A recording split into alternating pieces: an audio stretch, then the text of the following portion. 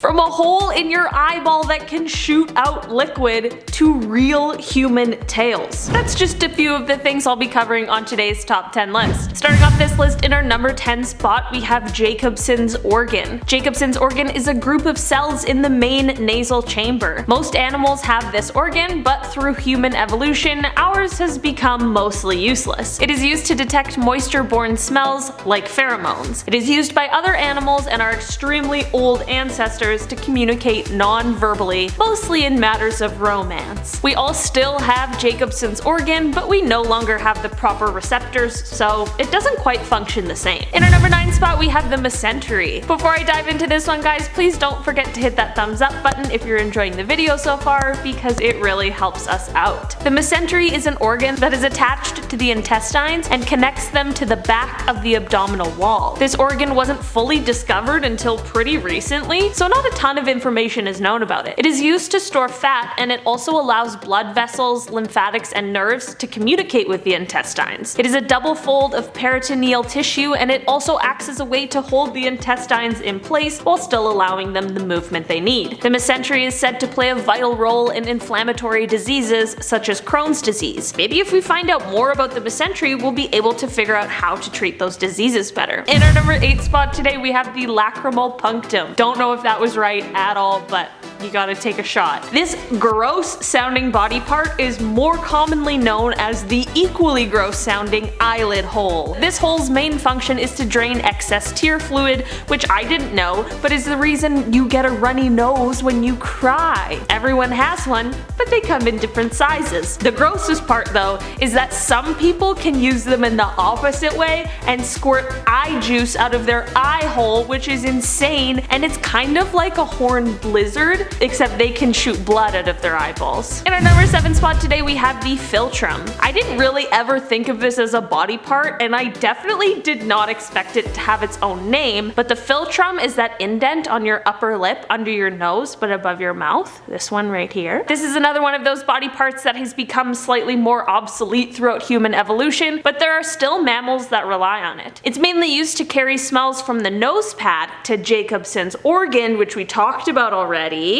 The philtrum is developed when we are an embryo, when the nasomedial and maxillary process meet. Sometimes when these two fail to come together correctly, it results in a cleft lip. There are other variations of philtrums that can give doctors clues into different conditions, which I think is super interesting. In our number 6 spot today, we have Dua's layer. Dua's layer was discovered around 2013 after a paper published by Harminder Singh Dua's group at the University of Nottingham. Dua's layer is the layer of the cornea in your eye that is apparently 15 micrometers thick and is located between the corneal stroma and the Descemet's membrane. Dua's layer was found by the group after they were doing research for eye transplants, and they were using donated eyes, which sounds both extremely gross and creepy, but also pretty cool. They were mimicking what surgery would be like on a cornea when they discovered this new layer. This discovery could really help doctors and patients with the outcome of eye surgeries, corneal grafts, and transplants. In our number 5 spot today, we have the erector pili. We've all had the goosebumps before, whether it's from being scared, cold, hearing a good piece of music, or honestly sometimes for no discernible reason at all. I never really thought about why or how this happens until I heard of the erector pili, which are the muscles responsible for making our hairs stand up. These muscles are connected to our hair follicles and are supplied with nerves from the sympathetic part of our nervous system. If you're a person who gets the goosebumps a lot, you'll know that the muscle contraction that causes them is totally involuntary, but it can mean a multitude of things. We aren't the only mammals that this happens to, and some of the primary functions of the contraction of these muscles that we either used to use or still use range from keeping us warm in a time when we used to have fur, a self-defense mechanism, or stabilizing the base of the hair follicle. In our number 4 spot today, we have the plantaris. The plantaris is a muscle in your leg that runs from the inside part of your knee down behind your knee joint and then goes towards the Achilles tendon. This muscle is actually considered to be pretty unimportant and is even missing from around 10% of the population. This muscle just acts to weakly flex the ankle or knee joint, but it can also send information to our central nervous system about what position our foot is in. The muscle is more important to primates who use their feet to grab things, but that is obviously not something that is extremely important for humans. This muscle is actually often used to help with reconstruction when needed in other areas of the body. In our number 3 spot today, we have a tail. When I think of a tail, I immediately think of a happy dog, and certainly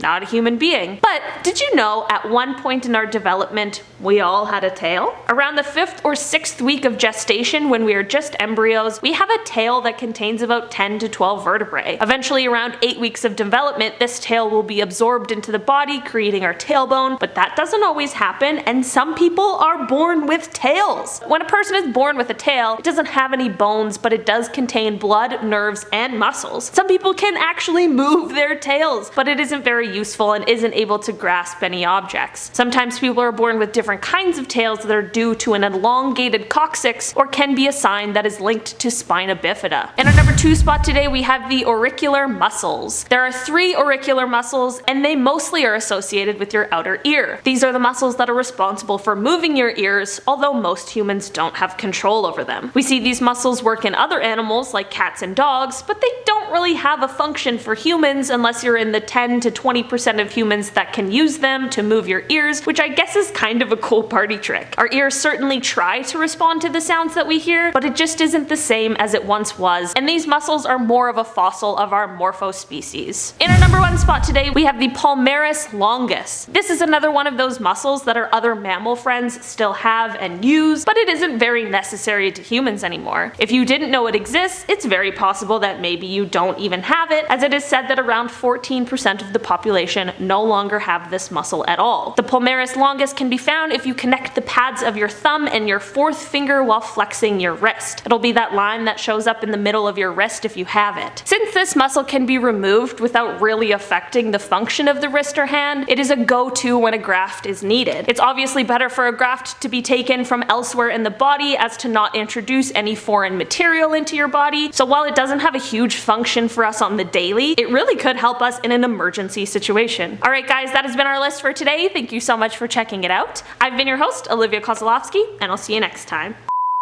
From a hole in your eyeball that can Was it the arm? Yeah, it's arm thing. Oh, I do that all the time. It is used to detect moisture. Moisture is such a weird word. In our number 9 spot, we have the mesentery. Yeah. Before I dive into this one, guys, please don't forget to hit that thumbs up if you're. What is wrong with me? I think I said mesentery different every time I said it. So one of those has to be right. In our number 8 spot today, we have the until I heard of the erector. Plantaris? I don't know. Chris, do you have it? I don't think so. You don't have it? No. What? Do you guys want to see mine? Can you see it? Right there. That's my palmaris longus. Oh, there it is. There it is. Right there, that baby. I'm in the majority.